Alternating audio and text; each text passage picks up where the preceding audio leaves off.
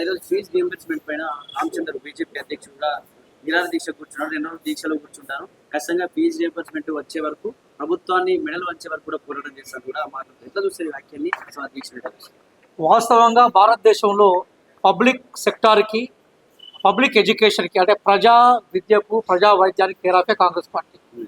భారతదేశంలో మీరు ఏ ఊరికి పోయినా, ఏ వాడకు పోయినా మీకు స్కూల్ కనబడుతుంది. మీరు ఏ బ్లాక్కు పోయినా, ఏ మండల కేంద్రం పోయినా మీకు కాలేజీ కనబడుతుంది. మీరు ఏ జిల్లా కేంద్రానికి పోయినా ఒక యూనివర్సిటీ కనబడుతుంది. వీటన్నిటిని ఏర్పాటు చేసిందే కాంగ్రెస్ పార్టీ. కాంగ్రెస్ పార్టీ ఐడియాలజీలోనే పబ్లిక్ సెక్టార్ కాపాడడం, స్కాలర్షిప్లు ఇవ్వడం, విద్యార్థులు ఆదుకోవడం ఉంటుంది. భారతీయ జనతా పార్టీ పచ్చి ప్రైవేటైజేషన్ సపోర్ట్ చేసే పార్టీ. అదాని, అంబానీ భీష్మే ప్రధాని. ఒకప్పుడు వాజ్పేయి గారు ప్రధానమంత్రిగా ఉన్నప్పుడే డిస్ఇన్వెస్ట్మెంట్ అనే ఒక మినిస్ట్రీ పెట్టి, అరుణ్ శౌరిని మినిస్టర్గా పెట్టి పబ్లిక్ సెక్టార్ నుంచి పెట్టుబడులు వసూలుతున్న పార్టీ అది. కాబట్టి అది పూర్తిగా పెట్టుబడిదారులకు, ధనవంతులకు అనుకూలమైన పార్టీ. ఈరోజు స్కాలర్షిప్ సిస్టాన్ని పాటించింది, తీసుకొచ్చింది మేమే కదా. ఈరోజు రాజశేఖర రెడ్డి గారి పీరియడ్లు ఉన్నాయి కదా. ఈరోజు ఇంజనీరింగ్ కాలేజీలను కానీ పబ్లిక్ సెక్టార్ సంబంధించిన విద్యా వ్యవస్థలను రక్షించిన పార్టీ మాదే కదా. కాబట్టి మాకు టీఆర్ఎస్ ఏలియాస్ బీఆర్ఎస్ యొక్క పాపాలు ఏవైతున్నాయో వాటి వల్ల మా మీద పడింది. మేము మెల్లమెల్లగా వాటి నుంచి బయటకు వస్తూ ఉన్నాం. చాలా క్లియర్గా గౌరవ ముఖ్యమంత్రి గారు మాట్లాడినారు. ఏం మాట్లాడారంటే, ఏ బకాయిలు అయితే ఉన్నాయో దశల వారీగా మేము ఇస్తామని చెప్పారు. 2,500 కోట్ల రూపాయలు ఆల్రెడీ అలాట్ చేశారు. ప్రైవేట్ యాజమాన్యాలతో మేము చర్చలు చేశాం. బట్టి విక్రమార్క గారి నేతృత్వంలో 4 సార్లు చర్చలు జరిగాయి. గత వారంలోనే 2,500 కోట్లు విడుదలైనాయి. కాబట్టి ఈరోజు వాళ్ళకు సబ్జెక్ట్ లేక, ఈరోజు దేని మీద ఆందోళన చేయాలో అర్థం కాక, దేశంలో మోడీ గ్రాఫ్ మొత్తం పడిపోయిన తర్వాత, మన బై ఎలక్షన్స్లో బీజేపీ గ్రాఫ్ మొత్తం పడిపోయిన తర్వాత, వాళ్ళ మధ్య ఉండే అనైక్యతను, వాళ్ళ మధ్య ఉండే తగాదాలు ఏవైతున్నాయో వాటి నుంచి దృష్టి మళ్లించేందుకు రామచంద్రరావు గారు ఈరోజు బేసికల్గా దీక్ష అనే పేరుతోటి ఒక డ్రామా నేర్పుతున్నాడు. జస్ట్ పబ్లిసిటీ కంటే తప్ప ఏం లేదు. ప్రజల పట్ల, విద్యా వ్యవస్థల పట్ల మాకు చిత్తశుద్ధి ఉంది. గౌరవ ముఖ్యమంత్రి గారు విదేశీ టూర్ అయిపోయి వచ్చారు. పెట్టుబడులను ఆకర్షించే కోణంలో కొన్ని ఒప్పందాలు పెట్టుకొచ్చారు. అలాగే తెలంగాణలో ఆక్స్ఫర్డ్ స్థాయి యూనివర్సిటీలకు సంబంధించిన ప్లాట్ఫామ్స్లో మేము ఎస్టాబ్లిష్ చేయబోతున్నాం. రేపు భవిష్యత్తులో విదేశాలకు వెళ్ళి చదువుకునే అవకాశం తెలంగాణ విద్యార్థులకు మనకి ఈ ప్రాంతంలో జరగబోతా ఉంది.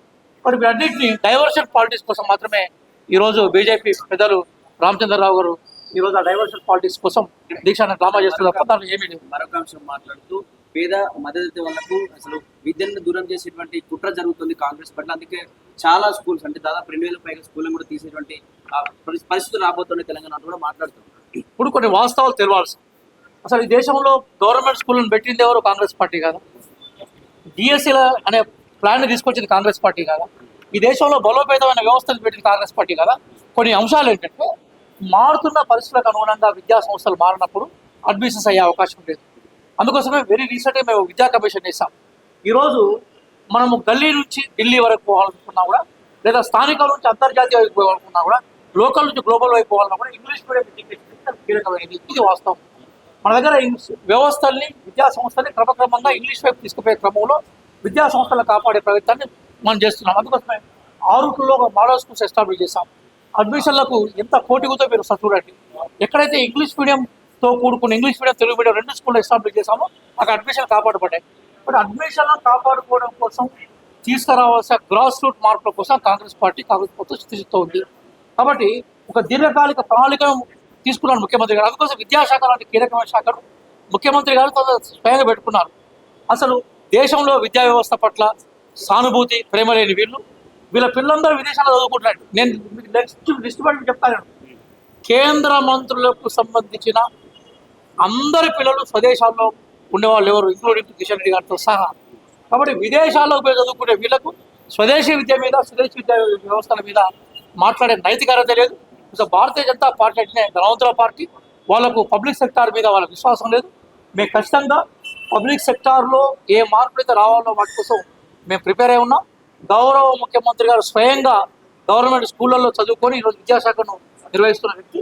వాళ్ళు ఎట్లా కాపాడుకోవాలనేది కాంగ్రెస్ పార్టీ చేతుల్లో ఉన్నది, కాంగ్రెస్ పార్టీ ఆచరణలో దిగడుతుంది. భారతీయ జనతా పార్టీకి ఈరోజు విద్యా వ్యవస్థ మీద మాట్లాడే నైతిక హక్కు లేదని కాంగ్రెస్ పార్టీ అధికార ప్రతిగా మేము పేర్కొంటున్నాం. Revanth Reddy foreign countries, London, America తిరుగుతున్నాడు, విద్యను అభివృద్ధి చేస్తామని చెప్పి తెలంగాణలో కుట్టుబడిపోతుంది కదా విద్య. ఫస్ట్ తెలంగాణలో డెవలప్ చేసిన తర్వాత మీరు ఫారిన్ కంట్రీస్ వెళ్ళండి అని చెప్పి మాట్లాడుతుంది. ఒక అంశం చెప్తాను. గుజరాత్లో 80% గవర్నమెంట్ స్కూల్స్ మూతపడ్డాయి. లెక్కలతో సహా చెప్పుకుంటూ చెప్తున్నాను. మధ్యప్రదేశ్లో గవర్నమెంట్ స్కూల్స్ మూతపడ్డాయి. ఈరోజు గవర్నమెంట్ స్కూల్స్ని బాగు చేయడం కోసము జెన్జీ ఆధ్వర్యంలో రాజస్థాన్ పోతే మీలాంటి స్కాలర్లుగా ఉండే విద్యార్థుల్ని, మీలాంటి స్కాలర్లుగా ఉండే డైనమిక్ జర్నలిస్ట్ మీద దాడి జరిగింది. మనం చూసాం కదా. పశువుల పొట్టంలో అక్కడ స్కూల్ జరుగుతున్నాయి. ఇక్కడ కనీసం మనకు 1986 ఎడ్యుకేషన్ కమిషన్ ఆ రోజు మనకు ఆపరేషన్ బ్లాక్ బోర్డు, అంటే ఆ రోజు రాజీవ్ గాంధీ గారి ప్రొద్దునంతో వచ్చి ఆపరేషన్ బ్లాక్ బోర్డు కనీసం ప్రతి స్కూల్లో ఒక పర్మనెంట్ స్ట్రక్చర్తో కూడా బిల్డింగ్ తీసుకొచ్చింది.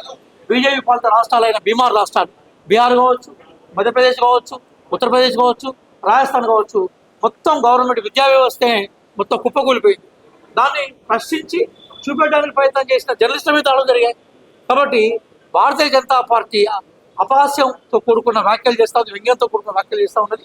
ఈరోజు గౌరవ ముఖ్యమంత్రి ఉన్నత విద్యా అవకాశాల కోసం వేరే దేశాలకు పోయి లక్షలాది కోట్లాది రూపాయలని ఆ దేశాలకు అప్పచెప్పేవాళ్ళు.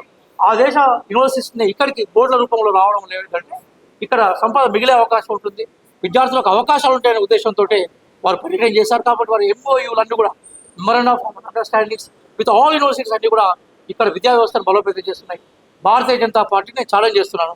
తెలంగాణ స్కూల్స్ని మనం చెక్ చేద్దాం, అట్లాగే ఉత్తరప్రదేశ్ స్కూల్లో చెక్ చేద్దాం, తెలంగాణ స్కూల్లో చెక్ చేద్దాం, అట్లాగే మధ్యప్రదేశ్ స్కూల్లో చెక్ చేద్దాం, కేరళ స్కూల్లో చెక్ చేద్దాం, తమిళనాడు స్కూల్లో చెక్ చేద్దాం. మీరు వెళ్ళి మీరు పరిపాలిస్తున్న బీమార్ రాష్ట్ర స్కూల్ చెక్ చేయండి. ఏ స్కూల్లో స్టాండర్డ్ ఉంది, ఏ స్కూల్లో విద్యా ప్రమాణాలు బాగున్నాయో చెక్ చేస్తే మీ దొల్లతనం బయటకు వస్తుంది. భారతీయ జనతా పార్టీ తన వైఫల్యాలను కప్పిపుచ్చుకోవడం కోసం, తన మోడీ ఫెయిల్యూర్స్ నుంచి బయటపడడం కోసం కాంగ్రెస్ పార్టీ మీద అసందర్భమైన అవాస్తవమైన ఆరోపణలు చేస్తున్నట్టుగా మేము కాంగ్రెస్ పార్టీగా మేము చెప్తున్నాం. వాళ్ళ ఆరోపణలు కోరుతున్నాం.